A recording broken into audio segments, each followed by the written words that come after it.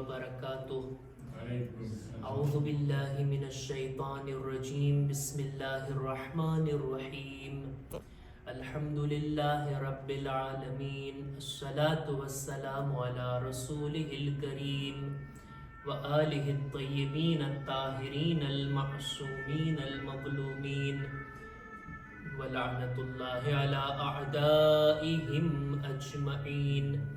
अम्मा बअद फ़क़द क़ाल अल्लाहु सुब्हानहु व तआला फ़ी किताबिहिल करीम। बिस्मिल्लाहिर रहमानिर रहीम।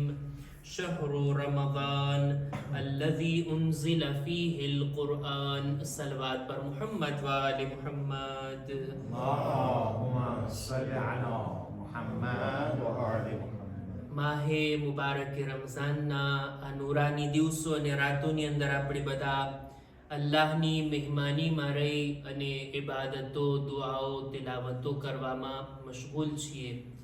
ખરેખર જ્યાં સુધી ઇન્સાન પાસે આ ફુરસત હોય, ઇન્સાન અમુક કામોને કરી શકતો હોય ત્યારે એની કદર નથી થતી.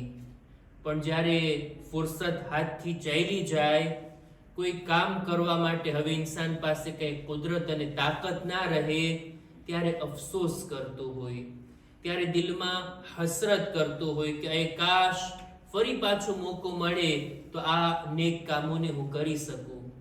હદીસમાં મળે છે કે ફરિશ્તાઓ દરરોજ કબ્રમાં સૂતેલા મુર્દાઓથી સવાલ કરે છે અને પૂછે છે, મન તકબેતુન, તમને શું કરવાનું મન થાય છે? જો હમણાં ફરી પાછા તમને જીવંત કરવામાં આવે તો તમે શું કરશો? ત્યારે આ કબ્રવાળા લોકો જવાબમાં કહે છે કે બે કામો કરવાનું એટલું અમારું દિલ ચાહે છે, એ કાશ અમે જિંદા હોતે તો આ બે કામો કરી શકતે. કયા કયા કામ? કે છે અહલલ મસાજિદ યુસલ્લૂન વલા નકદિર. ઓલા મસ્જિદે જવા વાળા લોકો મસ્જિદે જઈને નમાઝ પડે છે ને, એટલું અમારું દિલ ચાહે છે કે અમે જિંદા હોત, અમારા પગેથી ચાલી અને મસ્જિદ તરફ આગળ વધતે અને ત્યાં નમાઝને અદા કરતે. ઈ લોકો જાય છે મસ્જિદે, નમાઝો પડે છે, પણ અમે આ કામ નથી કરી શકતા. મસ્જિદે જાવું, જમાત નમાઝમાં શિરકત કરવી, કોઈ મુર્દાઓથી પૂછે, ઈ લોકોને કદર થશે. જિંદગી હતી ત્યારે નહોતા આવતા. બીજું કયું કામ છે? વયસુમૂન વલા નકદિર. ઈ લોકો રોઝા રાખે છે, રોઝા જેવી ઇબાદતને અંજામ આપે છે. અમે કબ્રમાં સૂતેલા, અમને આ તાકાત અને કુદરત નથી કે હવે અમે રોઝા રાખી શકીએ. આ બે કામ કરવાની ત્યારે હસરત પેદા થશે જ્યારે ઇન્સાન કબ્રમાં ચાલ્યો જાય. આ દિવસો, આ રાતો, આ મોકાઓ, આ ફુરસતો ખુદાએ આપણને આપી છે, એની કદર જાણીએ, કિંમત જાણીએ. એવું ના થાય સમય ચાલ્યો જાય અને અફસોસ આપણા માટે બાકી રહી જાય. ખુદા ઇન્શાઅલ્લાહ મહિનાની કદરો કિંમત જાણીને એની ઇબાદતો કરવાનું આપણને નસીબ ફરમાવે. એક સલવાત પર મુહમ્મદ વ આલે મુહમ્મદ. અલ્લાहुम्मा સલ્લિ અલા મુહમ્મદ વ આલે મુહમ્મદ. કુરાની મજીદની આયતોની તફસીર એ આપણો મૌઝૂ છે અને એના ઉપર આપણે આ દિવસો અને રાતોમાં આ ચર્ચાને કરતા હતા કે કુરાની મજીદની આયતોને આપણે ચર્ચામાં લાવીએ, એનો તર્જુમો જાણીએ, આ આયતમાં ખુદાનો સંદેશો શું છે, ખુદાનો પૈગામ શું છે, એને આપણે જાણવાની કોશિશ કરીએ.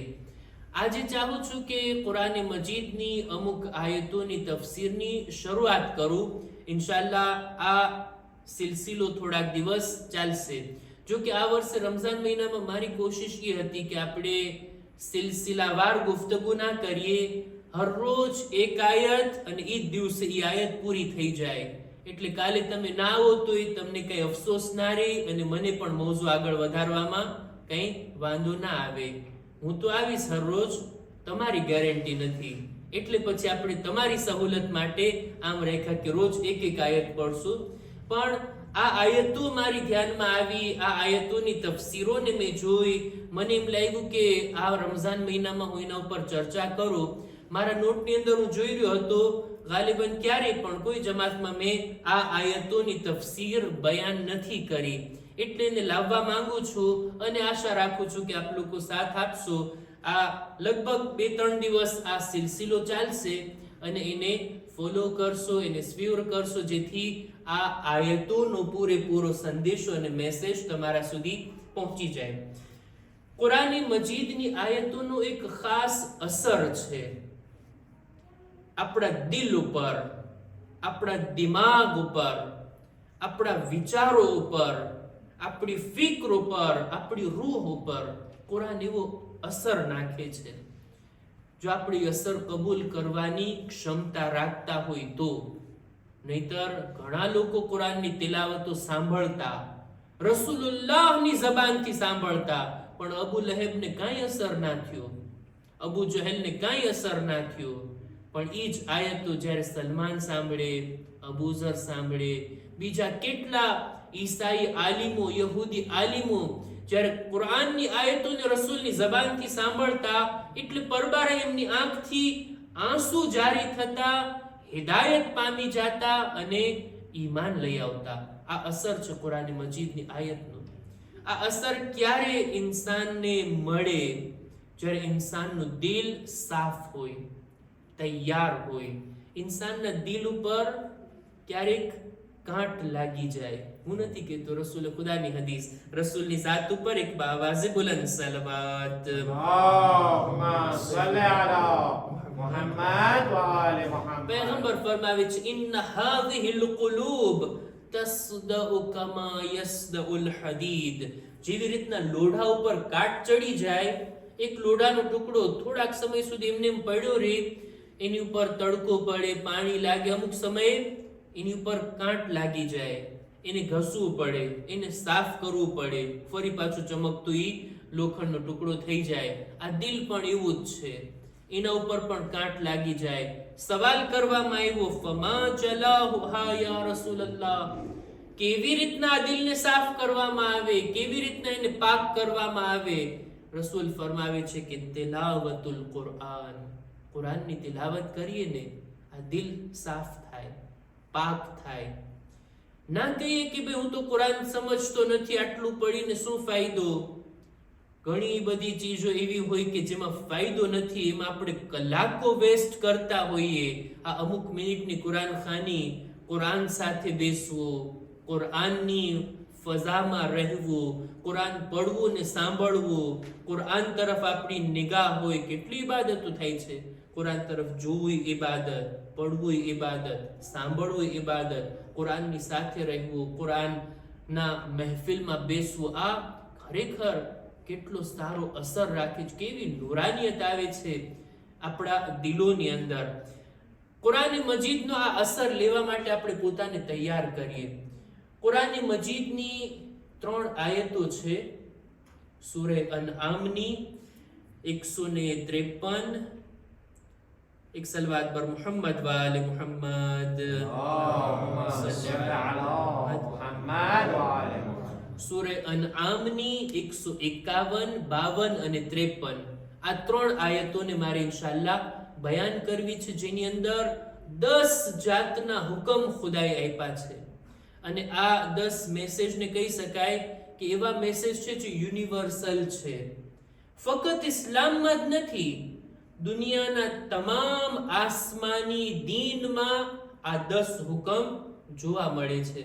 અને આ 10 હુકમ એવા છે કે એક ઉપર ઇન્સાન વિચાર કરી જોઈએ. ઇન્શાઅલ્લાહ એને આપણે એક ચર્ચામાં લાવશું. એ પહેલા કે આયતમાં આપણે દાખલ થઈએ, તમે જો આ આયતનો અસર કેટલો મોટો છે. તારીખની અંદર મળે છે કે મદીનાની અંદર રસૂલે ખુદા હિજરત કરીને જાય એ પહેલા 2 મોટા કબીલા, ઔસ અને ખઝરજ, આ 2 કબીલા વચ્ચે વર્ષોથી જંગ હાલતી હતી. એક નસ્લ નહીં, અનેક નસ્લથી 100 વર્ષથી જંગ હાલતી હતી.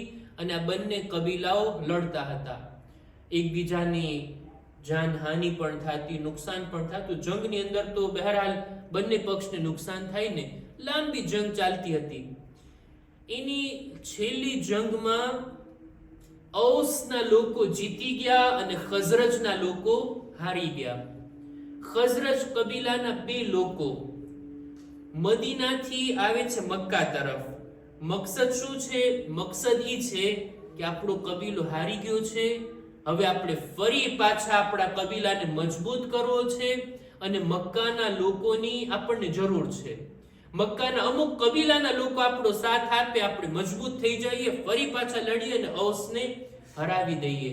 કબીલે ખઝરજના 2 લોકો, અસઆદ ઇબ્ને ઝુરારા અને ઝકવાન બિન કૈસ બિન અબ્દ કૈસ, આ 2 લોકો આવે છે મક્કા. મક્કા આવ્યા બાદ હવે જોઈએ છે કે આપણે કયા કબીલાનો સાથ મેળવીએ, કોની સાથે વાત કરીએ. આવે છે એક માણસના મહેમાન બને છે, અતબા ઇબ્ને રબીઆ, એના મહેમાન બને છે મક્કાની અંદર.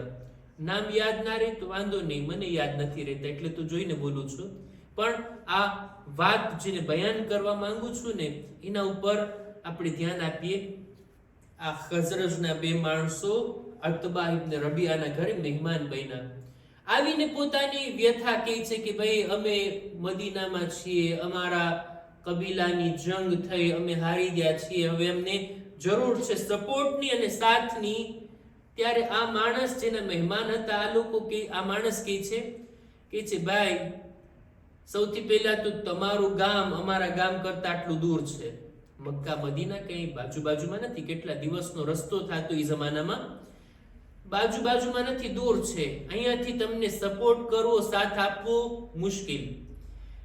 મુશ્કેલ છે. તમને અહીંથી કોઈ કબીલો સાથ આપે, પણ સાથ આપવા પહેલાય અમારા મક્કામાં જેવો મોટો પ્રોબ્લેમ ઊભો થયો છે કે અમે એનાથી હવે ઉકેલીએ, એના એ પ્રોબ્લેમને સોલ્વ કરીએ, પછી તમારી તરફ તવજ્જો આપી શકીએ. એટલે આ 2 માણસો કહે છે ભાઈ તમને મક્કામાં શું પ્રોબ્લેમ? મક્કા તો ખુદાનું ઘર છે, હરમે અમને ઇલાહીમાં, અહીંયા તમને શું પ્રોબ્લેમ? કે છે આ પ્રોબ્લેમ છે કે એક જવાન પોતે દાવો કરે છે કે રસૂલના તે રસૂલ છે, તે પૈગંબર છે, તો ખુદાના તરફથી આવેલા રસૂલ છે એવો દાવો કરે છે.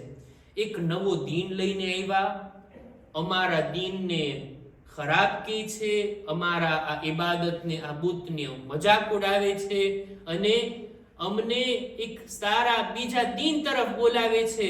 અત્યારે એટલા અમે બધા હેરાન છીએ આ પ્રોબ્લેમની અંદર કે અમુક લોકો એના ઉપર ઈમાન લઈ આવ્યા, એના સાથી થઈ ગયા અને અમે બધા કબીલાના લોકો અત્યારે હેરાન છીએ. આ 2 માણસો સાંભળીને કહે છે કે એમ એ વળી કોણ હશે કે જે નબુવતનો દાવો કરે છે? આ મદીનાથી આવેલા 2 લોકો, એ લોકોએ યહૂદી ઉલમાથી સાંભળેલું કે એક નબી જાહેર થશે આખરી જમાનામાં અને એ મદીના તરફ હિજરત કરશે. એવું તો નથી ને કે એ જ નબી છે જેની વાત આપણે યહૂદી ઉલમા પાસેથી સાંભળી હતી. ચાલો ને તપાસ તો કરીએ.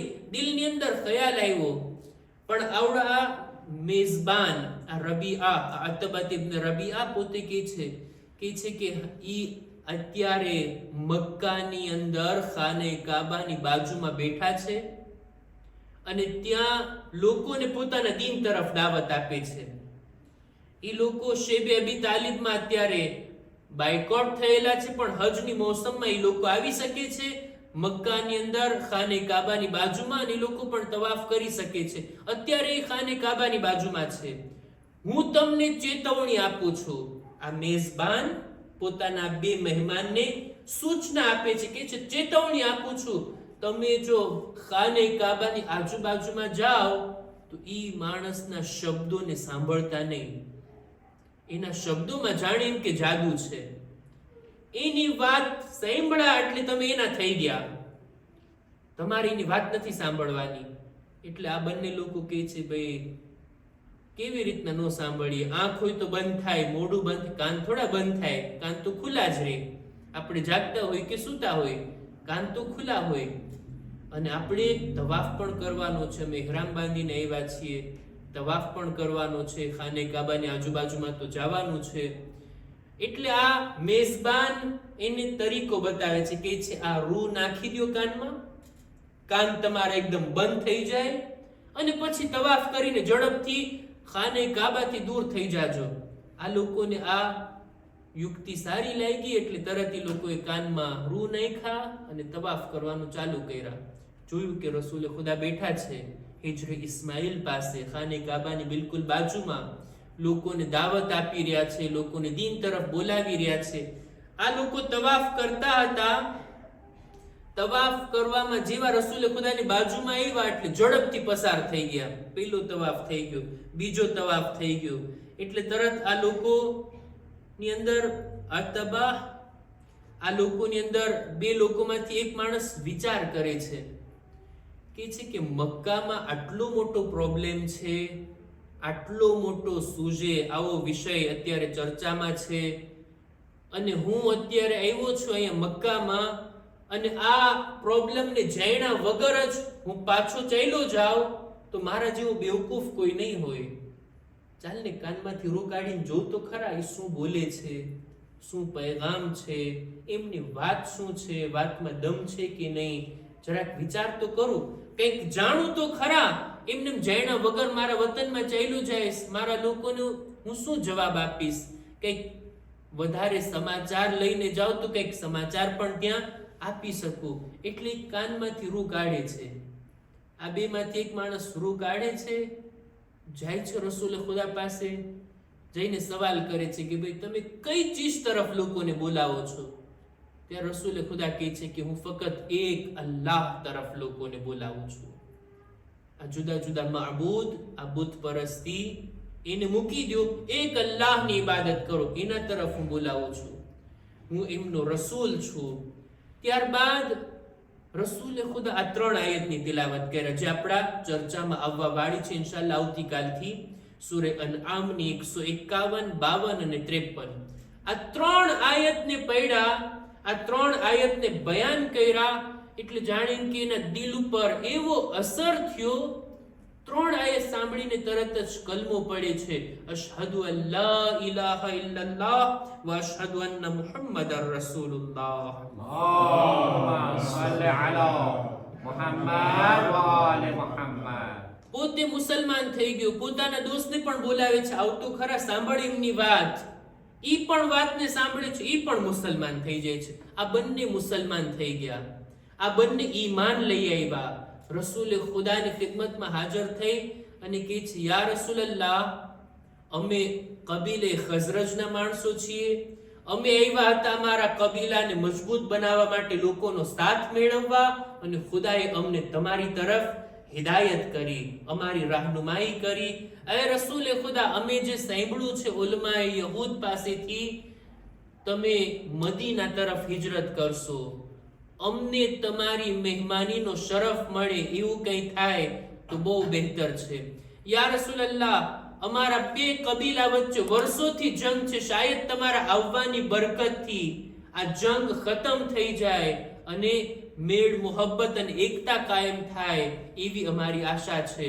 યા રસૂલલ્લાહ, તમે કોઈને મોકલો અમારી સાથે કે આ કુરઆનની આયત, જે 3 આયતો તમે અમને સંભળાવી, કોઈ આવે અમારી સાથે મદીના અને અમોને કુરઆનની તાલીમ આપે, અમોને કુરઆન શીખવાડે, આ આયતો અમારા સુધી પહોંચે.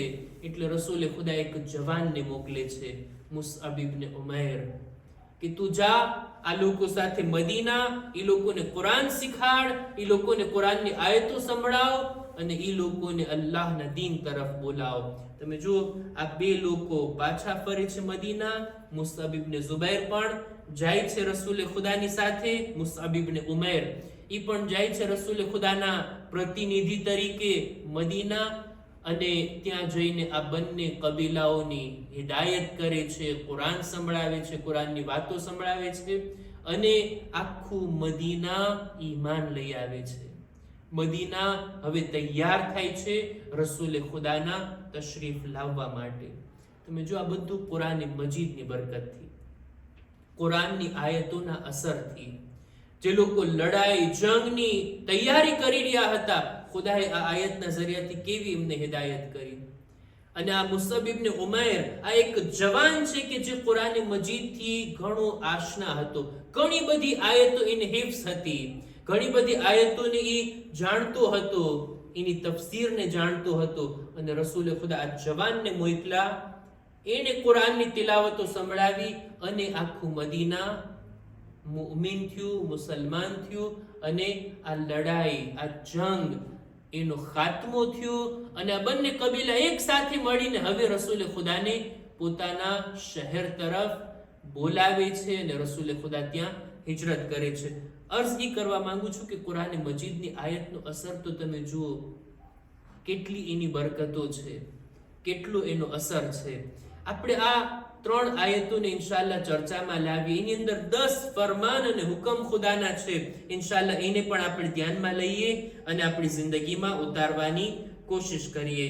અહેકામ અને મસાઇલની અંદર પણ આજે ચાહું છું કે 2-3 વાતોને બયાન કરું. એ બાબતો કે જે રોઝાની હાલતમાં મકરૂહ છે. બહેતર છે કે રોઝાની હાલતમાં ઇન્સાન આ કામોને ના કરે. આયતુલ્લાહ સિસ્તાનીની નજરમાં રોઝાની હાલતમાં પોતાનું માથું પૂરેપૂરું પાણીમાં ડુબાડી દેવું આ રોઝાને બાતિલ તો નથી કરતું, પણ મકરૂહ છે. મુસ્તહબ છે કે ઇન્સાન એ કામ ના કરે અને રોઝાની હાલતમાં પોતાના માથાને પાણીમાં ના ડુબાડે. બીજું એક મકરૂહ કામ એ છે કે ક્યારેક ઇન્સાન આંખની અંદર કંઈ દવા નાખે, આંખની અંદર કંઈ ટીપા નાખે, અથવા તો આંખમાં આંજણ લગાડે, એવી કંઈક ચીજ લગાડે આંખની અંદર કે જેનાથી આંખના માટે, અને ક્યારેક એવી આ સ્ટ્રોંગ હોય છે એની ખુશ્બુ અથવા એનો સ્વાદ કે આંખમાં દવા નાખો એનો સ્વાદ ગળા સુધી ક્યારેક પહોંચે. આંખની અંદર કંઈક લગાડો એનો સ્વાદ ગળા સુધી પહોંચતો હોય. આવી સ્ટ્રોંગ ચીજોને આંખમાં નાખવી કે આંખમાં લગાડવી આ મકરૂહ છે. હરામ નથી કે રોઝો બાતિલ નથી કરતો. આ સિવાય નાકની અંદર પણ કોઈ દવા નાખવી મકરૂહ છે. હવે નાકની અંદર કોઈ દવા નાખે, કોઈ પણ ચીજ નાખે, નાકનું સીધું કનેક્શન હોય ગળા સાથે. ક્યારેક ઇન્સાન જો બે હાલત છે, ક્યારેક ઇન્સાન નાકની અંદર 1-2 ટીપા નાખે, શ્યોર છે કે આ ટીપા નાખું છું ગળા સુધી નહીં પહોંચે, અંદર નહીં જાય પેટમાં, તો પછી આ કામ મકરૂહ છે કે નાકની અંદર કોઈ દવા નાખવી. પણ ક્યારેક ઇન્સાન શ્યોર હોય, ખાતરી હોય નાકમાં કઈ દવા નાખી જાશે ગળામાં ની જાશે પેટમાં, તો જાયજ જ નથી, તો એ બરાબર નથી. એટલે નાકની અંદર જો ઇન્સાન શ્યોર નથી કે ગળા સુધી પહોંચશે અને કઈ દવા નાખે તો આ પણ મકરૂહ છે. એનાથી આપણે બચવું જોઈએ. બીજો એક મસલો કે શું સ્પ્રે લગાડી શકાય, પરફ્યુમ લગાડી શકાય, અત્તર અને ખુશ્બુનો ઉપયોગ કરી શકાય રોઝાની હાલતમાં? હા, એમાં કંઈ વાંધો નથી. રોઝાની હાલતમાં ખુશ્બુ લગાડવી, પરફ્યુમ લગાડવાથી રોઝાને કંઈ અસર પડતો નથી, મકરૂહ પણ નથી. મકરૂહ કઈ બાબત છે? રોઝાની હાલતમાં ખુશ્બુદાર ફૂલ અને ઝાડને સૂંઘવા. કોઈ નેચરલી ફૂલ હોય, ઝાડ હોય, કેટલા પાંદડા ઘણા સુગંધિત હોય, એની બાજુમાં લાવીને એને સૂંઘવા, એનો એક ટેસ્ટ ગળા સુધી પહોંચે છે, એનો સુગંધનો જે છે અસર નાકથી લઈને ગળા સુધી પહોંચે છે, એ મકરૂહ છે, એ પણ હરામ નથી. આ કામ મકરૂહ છે. બાકી અત્તર લગાડવાથી કે પરફ્યુમ છાંટવાથી આપણા રોઝાને કંઈ અસર પડતું નથી. બીજા પણ અમુક કામો છે મકરૂહ, જેને ઇન્શાઅલ્લાહ આપણે આવતા દર્સની અંદર બયાન કરશું. ખુદાની બારગાહમાં આપણે દુઆ ગુજારીએ, પરવરદિગારા અમારી ઇબાદતો, દુઆઓ, રોઝાઓને તારી બારગાહમાં કબૂલ ફરમા. કુરાન મજીદની તિલાવત કરવું, કુરાન મજીદને સમજવું અને એના ઉપર અમલ કરવાની બોલનાર સાંભળનારને નેક તૌફીક અતા કર. પરવરદિગારા અમારા મા બાપના ગુનાહોને માફ કર, અમારી ઔલાદને નેક તૌફીક અતા કર. ઝમાનાના ઇમામના ઝુહૂરમાં તાજીલ ફરમા, અમારો શુમાર એમના સાથીઓમાં કર. રબ્બના તકબ્બલ મિન્ના ઇન્નકા અંતસ સમીઉલ અલીમ. બર મુહમ્મદ વ આલે મુહમ્મદ સલવાત. અલ્લાહુમ્મા સલ્લી અલા મુહમ્મદ.